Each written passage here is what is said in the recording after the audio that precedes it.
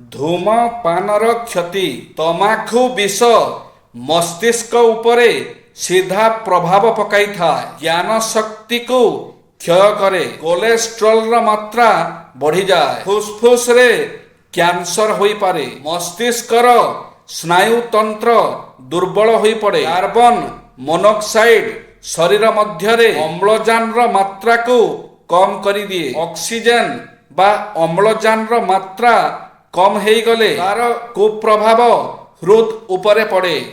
ହୃଦଘାତର ସମ୍ଭାବନା 50% ବଢ଼ିଯାଏ। ନପୁଂସକତା ଗ୍ରାସ କରିବାର ସମ୍ଭାବନା ଥାଏ। ସ୍ମରଣ ଶକ୍ତି ହ୍ରାସ ପାଏ।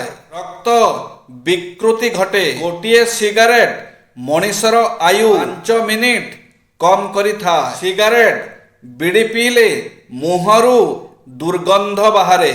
ଓଠ ଶୁଖିଲା ଓ ରୁକ୍ଷ ହୋଇଯାଏ। ଦାନ୍ତ ରଙ୍ଗ ବଦଳିଯାଏ। ଜିଭର ସ୍ୱାଦ ଗ୍ରନ୍ଥି ନଷ୍ଟ ହୋଇଯାଏ।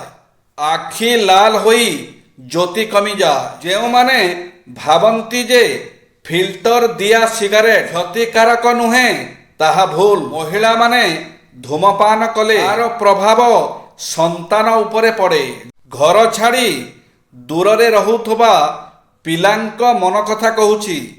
ଦିନ ତ କଟିଯାଉଛି କାମ ବ୍ୟସ୍ତରେ, କିନ୍ତୁ ସନ୍ଧ୍ୟା ହେଲେ ଗାଁର କଥା ବହୁତ ମନେ ପଡ଼େ। ଠିକ୍ କହିଲି ନା ସାଙ୍ଗମାନେ?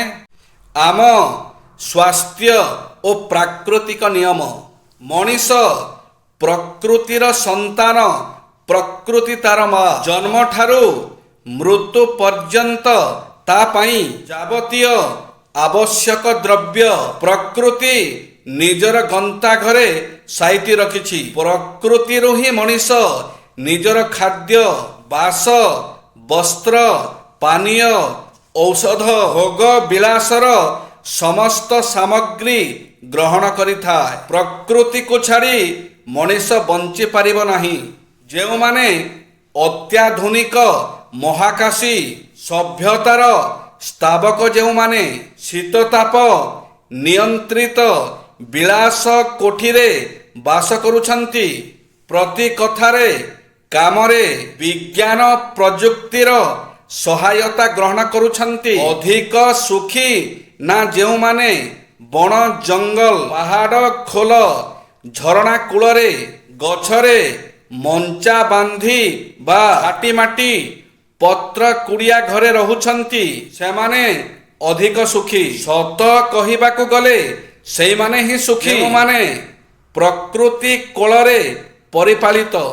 ଗୋଟିଏ ଅତି ସାଧାରଣ ମାମୁଲି ଉଦାହରଣ ନିଆଯାଉ।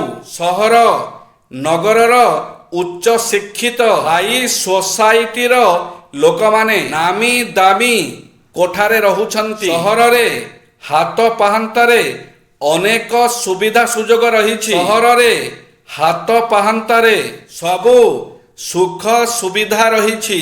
ବଡ଼ ବଡ଼ ନର୍ସିଂ ହୋମ୍, ଡାକ୍ତରଖାନା, ସୁଦକ୍ଷ ଡାକ୍ତର, ଦାମୀ ଔଷଧ ମିଳୁଛି। ଟଙ୍କା ଦେଖେଇଲେ ସବୁ ଦୁଆରେ ହାଜର। ବଡ଼ ଲୋକମାନେ ସାମାନ୍ୟ ଛିଙ୍କ ହେଲେ, କାଶ ହେଲେ ନର୍ସିଂ ହୋମକୁ ଦୌଡ଼ନ୍ତି, ଦାମୀ ଔଷଧ କିଣି ଖାଆନ୍ତି। ପ୍ରକୃତରେ ଏମାନେ କ'ଣ ସୁଖୀ? ଚିନ୍ତା କରିବେ ନିଶ୍ଚୟ। ଜୟ ଶ୍ରୀ ଜଗନ୍ନାଥ।